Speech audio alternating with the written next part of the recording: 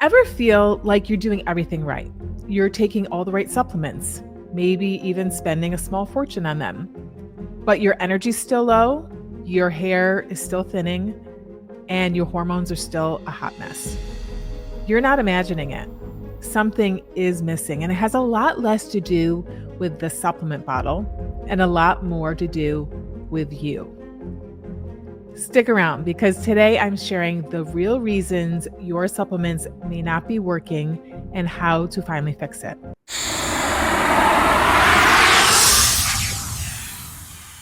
And before we get into it, go ahead and hit that like button. And don't forget to subscribe because every week I'm sharing the real truth about women's health after 40 and the stuff nobody else is telling you. Okay, so let's start where most people never even think to look: your gut. Because the truth is, if your gut isn't healthy, it doesn't matter how many supplements you take. You can't absorb what your body can't process. If you're dealing with absorption issues, even the best supplements won't help much. Now, what messes up your gut in the first place? It's not just bad luck. There are actual real gut irritants that slowly chip away at your gut lining over time. What are these things? Number one, processed foods, especially anything with a really long ingredient list that you can't pronounce. Number two, refined sugars, which feed bad bacteria and yeast in the gut.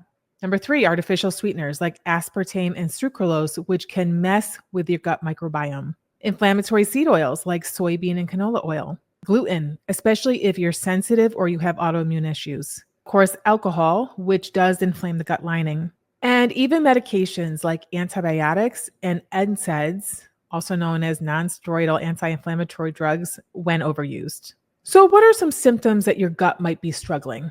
Well, of course, bloating after meals, gas, constipation, or diarrhea. If you develop new food sensitivities, have skin breakouts, or have fatigue that no nap can fix. Sometimes you need a little repair of your gut first before supplements will even make a dent. So how do you start this process? It's not rocket science, folks. Cut back on gut irritants. Yes, even the healthy processed stuff. Focus on real, colorful whole foods. Add in fermented foods like sauerkraut, kimchi, kefir.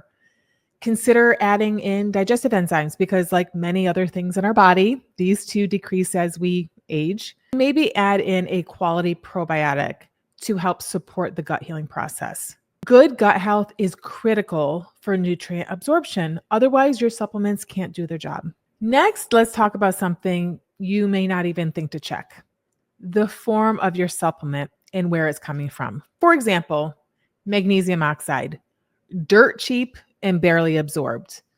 Magnesium glycinate or threonate, way better for your body, especially for things like sleep, anxiety, and hormone metabolism. And I did a full video on magnesium, so go and check it out. Then we have B12.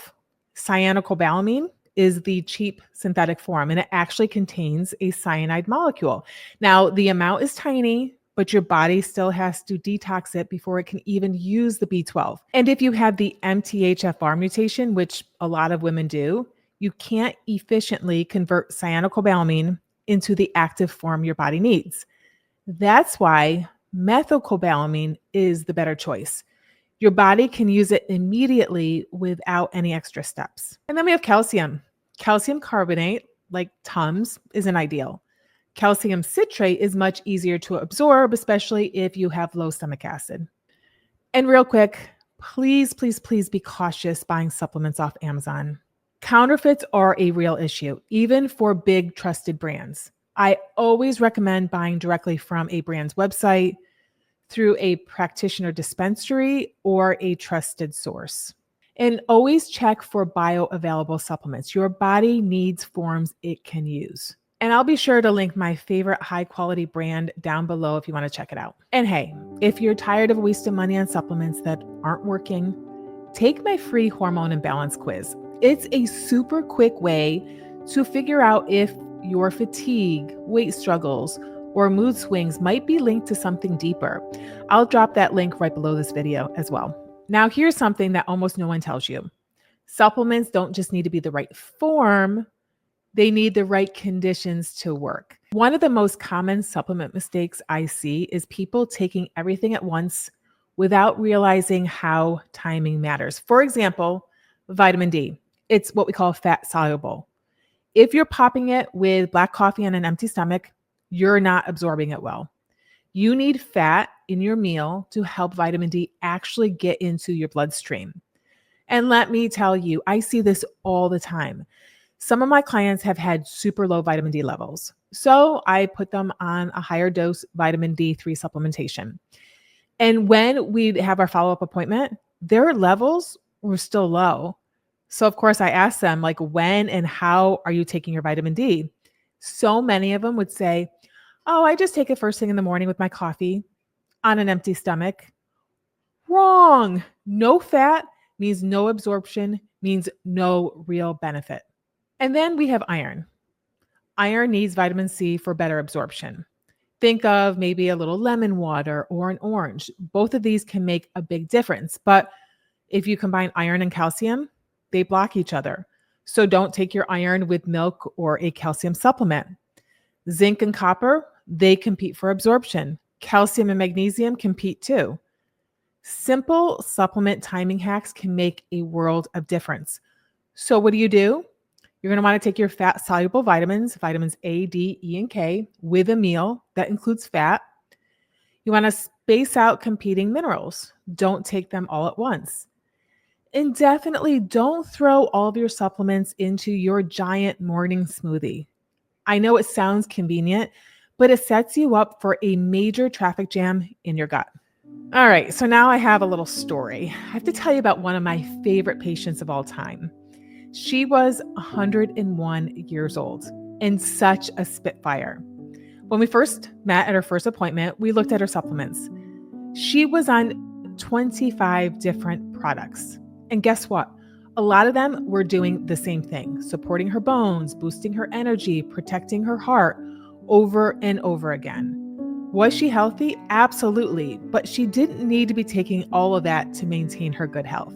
Here's the danger of over supplementing. Number one, you waste a lot of money.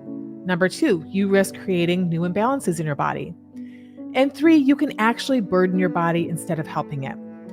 I've had so many clients feel worse on supplements simply because their body didn't have enough energy to process the nutrients.